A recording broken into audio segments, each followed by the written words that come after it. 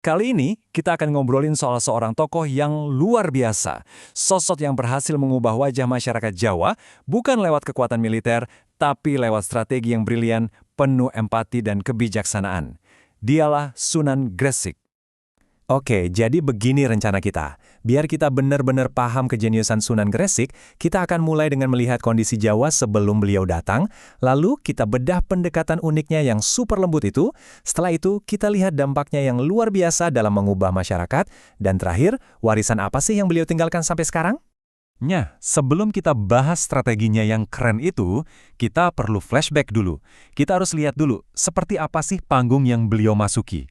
Kondisi sosial dan keagamaan Jawa di abad ke-15 itu, wah rumit banget. Lihat lini masa ini. Islam itu sebenarnya udah ada loh di Jawa, bahkan ratusan tahun sebelumnya. Buktinya ada makam Fatimah binti Maimun. Tapi kok nggak menyebar luas ya? Nah, ini dia pertanyaan besar sekaligus tantangan yang dihadapi Sunan Gresik waktu beliau tiba. Jadi, coba deh bayangin situasinya. Ada kerajaan super kuat, Majapahit. Mayoritas masyarakatnya punya keyakinan Hindu-Buddha yang sudah mendarah daging selama berabad-abad. Terus, ada sistem kasta yang kaku banget, yang menentukan posisi sosial seseorang sejak lahir. Inilah medan, bukan pertempuran fisik ya, yang dihadapi Sunan Gresik. Oke, menghadapi situasi yang rumit banget kayak gitu, apa yang beliau lakukan? Pakai kekerasan? Sama sekali bukan. Justru, beliau punya pendekatan yang, revolusioner banget buat zamannya. Mari kita bedah filosofi di baliknya. Dan ini dia, guiding principle-nya. Semua strateginya itu berakar dari ayat ini. Intinya apa? Bukan paksaan, tapi ajakan. Bukan konfrontasi, tapi hikmah dan dialog yang baik. Beda banget kan pendekatannya? Dan karena pendekatannya itu, masyarakat nggak lihat beliau sebagai orang asing atau pendakwah yang kaku. Malah, mereka manggil beliau kakek bantal. Kakek, sebuah panggilan yang hangat, dekat, dan penuh rasa hormat. Jadi, apa sih resep rahasianya metode kakek bantal ini? Simple tapi jenius. Pertama, dekati dengan bijak, jangan langsung ngejudge. Kedua, jadilah contoh.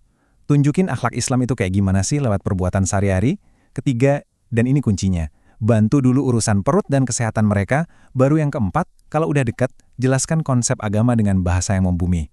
Intinya, rebut hati mereka dengan memperbaiki hidup mereka dulu. Oke, teori tadi kedengarannya bagus ya. Tapi gimana praktiknya di lapangan? Nah, kita lihat sekarang gimana cara beliau benar-benar mengubah Gresik mulai dari sawah sampai ke struktur sosialnya. Sunan Gresik itu praktis banget. Beliau tahu gimana orang mau mikirin ibadah kalau perutnya lapar atau badannya sakit. Makanya beliau turun tangan, ngajarin sistem irigasi baru biar panen melimpah, ngobatin yang sakit pakai herbal, terus bangun masjid sebagai pusat komunitas. Motonya jelas, kemiskinan itu bisa bikin orang lupa Tuhan, jadi sejahterakan dulu masyarakatnya. Nah, ini salah satu gebrakan terbesarnya. Di satu sisi, ada sistem kasta Hindu yang kaku. Kamu lahir di kasta Sudra, ya selamanya begitu. Di sisi lain, Islam datang dengan pesan radikal. Semua orang itu sama di hadapan Tuhan. Yang membedakan cuma takwa. Bayangin betapa bebasnya perasaan orang-orang pada waktu itu mendengar pesan ini. Bahkan pas ditanya soal yang paling fundamental, Allah itu apa sih? Jawabannya itu dalam tapi simpel banget. Allah adalah zat yang diperlukan adanya. Nggak pakai istilah-istilah langit yang susah dimengerti. Siapapun bisa mikirin dan ngerasain jawaban ini. Jenius. Dan buktinya, nggak main-main. Di batu nisannya, yang bertanggal 822 Hijriyah, tertulis jelas gelarnya. Kakek bantal, sang penolong orang miskin yang juga dihormati para pangeran. Ini bukti nyata kalau pendekatannya berhasil menyentuh semua kalangan, dari rakyat jelata sampai bangsawan. Tapi jangan salah, pengaruh Sunan Gresik itu nggak cuma di level desa atau komunitas saja. Strateginya ini naik kelas, sampai ke level diplomasi istana. Dan dari sinilah fondasi perubahan buat seluruh Jawa mulai dibangun. Beliau paham, kalau mau perubahan yang awet, ya harus lobi pusat kekuasaan.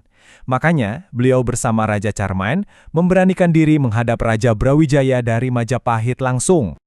Singkat cerita, sang Raja Majapahit tertarik. Tapi ada syaratnya, dia mau masuk Islam kalau bisa menikahi seorang putri cantik bernama Dewi Sari.